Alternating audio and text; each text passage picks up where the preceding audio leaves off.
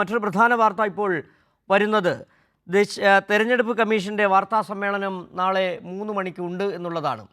നിലവിൽ ഉള്ള സാഹചര്യത്തിൽ ദേശീയ തലത്തിൽ തന്നെ തെരഞ്ഞെടുപ്പ് കമ്മീഷൻ നാണം കെട്ടി നിൽക്കുന്ന ഒരു സാഹചര്യമാണ്. ബീഹാർ വോട്ടർ പട്ടിക പരിഷ്കരണവുമായി ബന്ധപ്പെട്ട് 65 ലക്ഷം പേരെ ഒഴിവാക്കിയത്, അതോടൊപ്പം തന്നെ രാജ്യത്തെ വിവിധ സംസ്ഥാനങ്ങളിൽ വോട്ടർ പട്ടികയിൽ ഉയർന്നു വന്നിട്ടുള്ള ക്രമക്കേടുകൾ, വോട്ട് കൊള്ളയടക്കമുള്ള കാര്യങ്ങൾ, അതോടൊപ്പം തന്നെയാണ് രാഹുൽ ഗാന്ധി കഴിഞ്ഞ ദിവസം നടത്തിയ വാർത്താ സമ്മേളനത്തിലൂടെ ബാംഗ്ലൂരിലെ ഒരു ബൂത്തിൽ മാത്രം നടന്ന ക്രമക്കേടുകളെക്കുറിച്ച്, വോട്ട് ഇരട്ടിപ്പിനെക്കുറിച്ചൊക്കെ കാര്യങ്ങൾ വെളിപ്പെടുത്തുകയും ചെയ്തത്. അങ്ങനെ വല്ലാതെ നാണം കെട്ടിക്കുന്ന സാഹചര്യത്തിലായിരിക്കണം ഇപ്പോൾ തെരഞ്ഞെടുപ്പ് കമ്മീഷൻ നാളെ വാർത്താ സമ്മേളനം വിളിച്ചിരിക്കുന്ന വിവരങ്ങളുമായി സ്വാതി സന്തോഷ് ദില്ലിയിൽ നിന്ന് ചേരുന്നു. സ്വാതി, ഇത് തെരഞ്ഞെടുപ്പ് കമ്മീഷൻ ഔദ്യോഗികമായി തന്നെ അറിയിച്ചതാണോ നാളെ 3 മണിക്ക് വാർത്താ സമ്മേളനം ഉണ്ട് എന്നുള്ള കാര്യം?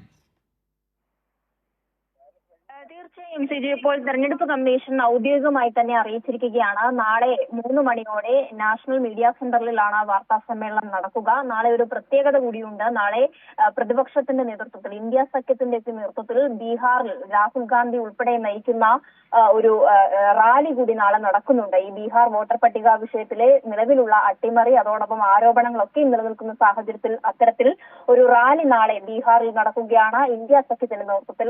അതിന്റെയൊക്കെയും ഇതുവരെ ഉയർത്തിയിട്ടുള്ള ആരോപണങ്ങൾ, രാഹുൽ ഗാന്ധി ഉൾപ്പെടെ ഉയർത്തിയിട്ടുള്ള ആരോപണങ്ങളുണ്ട്. മാത്രമല്ല, കഴിഞ്ഞ ദിവസം ബീഹാർ വോട്ടർ പട്ടികയിൽ നിന്ന് 65 ലക്ഷത്തോളം വരുന്ന വോട്ടർമാരെ പുറത്താക്കുകയും എന്നാൽ മരിച്ചെന്ന് പുറത്താക്കിയ ആളെ തന്നെ സുപ്രീം കോടതിയിൽ ഹാജരാക്കുന്ന വിചിത്ര സംഭവങ്ങൾ, നാടകീയ സംഭവങ്ങൾ ഉണ്ടാവുകയും ചെയ്തിട്ടുണ്ട്. ഇത്തരത്തിൽ വിവിധ സംസ്ഥാനങ്ങളിൽ വോട്ടർ പട്ടികയുമായി നിലനിൽക്കുന്ന ആരോപണങ്ങളിൽ മറുപടി പറയും എന്നുള്ളതായിരിക്കും ഈ വാർത്താ സമ്മേളനത്തിന്റെ ഏറ്റവും വലിയ പ്രത്യേകത. എന്തായാലും ഇപ്പോൾ തെരഞ്ഞെടുപ്പ് കമ്മീഷൻ ഔദ്യോഗികമായി തന്നെ ഈ വാർത്താ സമ്മേളനം നടത്തുമെന്നുള്ള പ്രഖ്യാപനമാണ് നടത്തിയിട്ടുള്ളത്.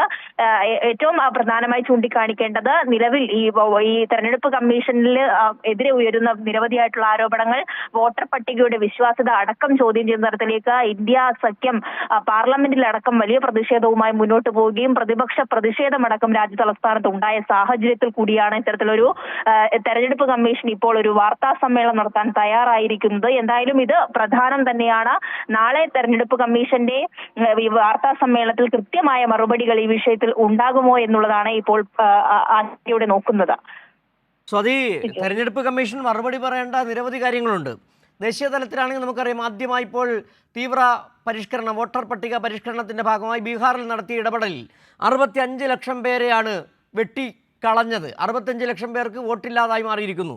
8 കോടിയോളം വോട്ടർമാരിൽ ഏകദേശം 10% പേർക്ക് വോട്ടില്ലാതായി മാറിയിരിക്കുന്നു എന്നുള്ള അവസ്ഥയാണ് ബീഹാറിലുള്ളത്. കേരളത്തിലേക്ക് വരുമ്പോൾ തൃശ്ശൂരിൽ വോട്ട് ഇരട്ടിപ്പാണ്. ഒരു മണ്ഡലത്തിൽ നിന്ന് വോട്ടുള്ളവർക്ക് മറ്റ് മണ്ഡലത്തിൽ തൃശ്ശൂരിലടക്കം വോട്ട് ചേർക്കുന്ന സാഹചര്യം. ഒരു കുടുംബത്തിൽ ഒരാളുള്ള വീട്ടിൽ 9, 10, 11 പേരെ ഉൾപ്പെടുത്തുന്നു. അതായത് ഒരിടത്ത് പരിപൂർണമായി ഒഴിവാക്കുന്നു, മറ്റൊരിടത്ത് ഇരട്ടിപ്പ് നടത്തുന്നു. വല്ലാത്ത തരത്തിലുള്ള ഒരു ക്രമക്കേട് നടന്നിട്ടുണ്ട് രാജ്യവ്യാപകമായി തന്നെ. തെരഞ്ഞെടുപ്പ് കമ്മീഷൻ അതിന് ഉത്തരം പറഞ്ഞേ പറ്റൂ. നാളെ ഈ ചോദ്യങ്ങൾ ഉയരുക തന്നെ ചെയ്യും. രാഹുൽ ഗാന്ധി ചൂണ്ടിക്കാട്ടിയതല്ലാതെ കേരളം ഇതുമായി ബന്ധപ്പെട്ട് കേരളത്തിലെ ഇടതുപക്ഷം അടക്കം ഇപ്പോൾ സമരത്തിലാണ്. തൃശ്ശൂരിലെ ഈ വോട്ട് അട്ടിമറി അന്വേഷിക്കണമെന്നാണ് ആവശ്യപ്പെട്ടിരിക്കുകയും ചെയ്തത്. അങ്ങനെ നിരവധി ചോദ്യങ്ങൾക്ക് തെരഞ്ഞെടുപ്പ് കമ്മീഷൻ നാളെ മറുപടി പറയേണ്ടി വരും. തീർച്ചയായും സിജു, അങ്ങനെ തന്നെയാണ്. ഈ ബീഹാർ വോട്ടർ പട്ടിക ഉൾപ്പെടെയുള്ള വിഷയം, അതിലെ പുനഃപരിശോധനയിലൂടെ പുറത്താക്കപ്പെട്ട 65 ലക്ഷം വോട്ടർമാരുടെ പേര് വിവരം പുറത്തുവിടണമെന്ന് സുപ്രീം കോടതി നിർദ്ദേശിച്ച സാഹചര്യമുണ്ട്. അതിനൊക്കെ തന്നെയും ഇതുവരെയും തെരഞ്ഞെടുപ്പ് കമ്മീഷൻ മറുപടി നൽകിയിട്ടില്ല. മാത്രമല്ല, നിരവധിയായിട്ടുള്ള തെളിവുകളടക്കം ഇപ്പോൾ കേരളത്തിലടക്കം ഈ തൃശ്ശൂരിൽ ഉണ്ടായിട്ടുള്ള വോട്ടർ പട്ടികയിലെ ക്രമക്കേടുകൾ വിവിധ ഇടങ്ങളിൽ, കഴിഞ്ഞ ദിവസം ബീഹാറിന് പുറമെ ഉത്തർപ്രദേശിലടക്കം ഇത്തരം അട്ടിമറികൾ കണ്ടെത്തിയിട്ടുണ്ട്. ഈ പേരുവിവരങ്ങളിൽ, വോട്ടർ പട്ടികയിലെ പേരുവിവരങ്ങളിൽ തന്നെ പലതരത്തിലുള്ള വ്യത്യാസങ്ങളുണ്ട്. ഒരേ മേൽവിലാസത്തിലുള്ള ഏകദേശം 1000-ഓളം വോട്ടർ പേരുകൾ കണ്ടെത്തിയ സാഹചര്യമുണ്ട്. ഇതെല്ലാം തന്നെയും തെരഞ്ഞെടുപ്പ് കമ്മീഷന്റെയും വോട്ടർ പട്ടികയുടെയും വിശ്വാസ്യതയെ ചോദ്യം ചെയ്യുന്നതാണ്. അതുകൊണ്ട് തന്നെ നാളെ നടക്കുന്ന വാർത്താ സമ്മേളനത്തിൽ ഈ വിശദാംശങ്ങൾ, അല്ലെങ്കിൽ ഇത് സംബന്ധിച്ച മാധ്യമങ്ങളെല്ലാം ചോദ്യങ്ങൾ ഉയർത്തുകയും അതിന് കൃത്യമായ മറുപടി തെരഞ്ഞെടുപ്പ് കമ്മീഷൻ പറയാൻ സമ്മർദ്ദത്തിലാവുകയും ചെയ്യുന്ന സാഹചര്യം തന്നെയാണ്. എന്തായാലും നിരവധിയായിട്ടുള്ള വിമർശനങ്ങൾ ഇപ്പോൾ ഈ തെരഞ്ഞെടുപ്പ് കമ്മീഷൻ നേരിടുന്ന ഘട്ടത്തിലാണ് ഇത്തരത്തിൽ ഒരു വാർത്താ സമ്മേളനം വിളിച്ചുകൊണ്ട് ഈ വിഷയത്തിൽ മാധ്യമങ്ങളെ അഭിമുഖീകരിക്കാൻ ഇലക്ഷൻ കമ്മീഷൻ തയ്യാറാകുന്നത്.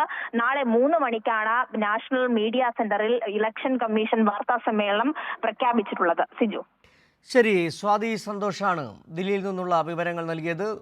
തെരഞ്ഞെടുപ്പ് കമ്മീഷൻ നാളെ ഉച്ചയ്ക്ക് ശേഷം 3 മണിക്ക് വാർത്താ സമ്മേളനം നടത്തും. നിരവധി ആരോപണങ്ങൾ തെരഞ്ഞെടുപ്പ് കമ്മീഷനെതിരെ ഉയർന്ന വോട്ടർ പട്ടിക ക്രമക്കേടുമായി ബന്ധപ്പെട്ട് ബീഹാർ വോട്ടർ പട്ടികയിൽ നിന്ന് 65 ലക്ഷം പേരെ ഒഴിവാക്കിയതിനെക്കുറിച്ച് തൃശ്ശൂരിൽ നടന്ന വോട്ട് കൊള്ളയെക്കുറിച്ചൊക്കെ തെരഞ്ഞെടുപ്പ് കമ്മീഷൻ വിശദീകരിക്കേണ്ടി വരും. വിവരങ്ങളാണ് സ്വാതി സന്തോഷ് നൽകിയത്.